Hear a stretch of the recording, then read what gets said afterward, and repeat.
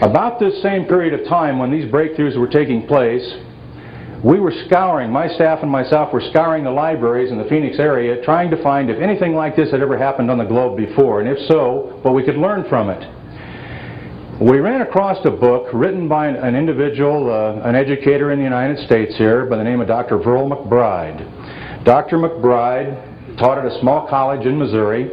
He actually, in 1959, had developed a system similar to what we were doing, still called it speed reading, as we did in those days also, but had actually taken young teenage children over 100,000 words a minute, demonstrated it on live television on NBC, was written up in all the Chicago papers, and had also was on Paul Harvey's show several times. Got a lot of publicity.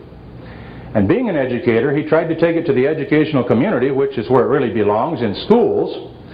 And of course it was way before its time, and he was literally chastised in every way you could imagine, and finally left alone the educational community as far as trying to get this incorporated. But he did write a book, and it was called, I think, a beautiful title, Damn the School System, Full Speed Ahead.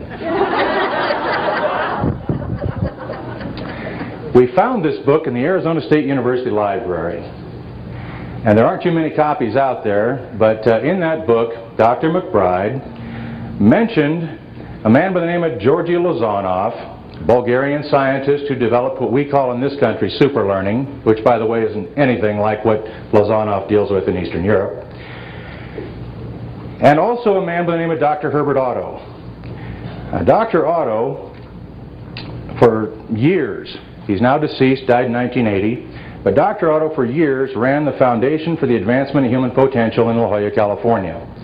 And he had a very interesting job, to say the least. He literally traveled the globe, either verifying or discounting advancements in human potential in a variety of different things, and published results on them and so on down the line.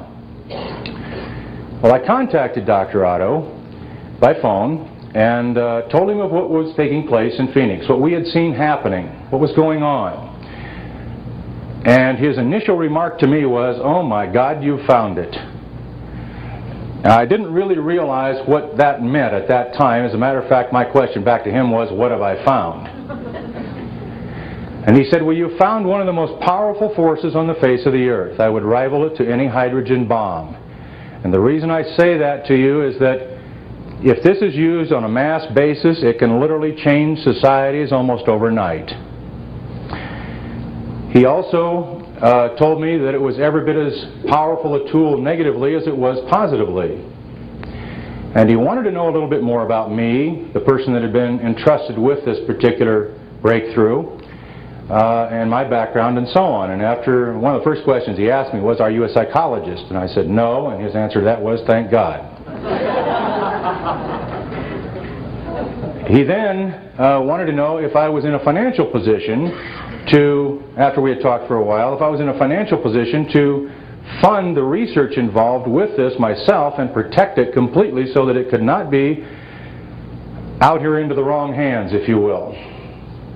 And I said I was, and he was very happy to hear that, and through the next 15 years we did an awful lot of testing and research and development with this process through not only Arizona State University but the Stanford Research Institute in Palo Alto, California, and a lot of private testing, all of it funded by myself, all of it set up so that anyone involved in any particular segment of it, and no one was involved in all of it except myself, that they signed forms that they could never divulge the information, and we have been able to protect it. It's protected the process itself under a trade secret so that no one can duplicate it in this country or Canada, and we're now going globally with it.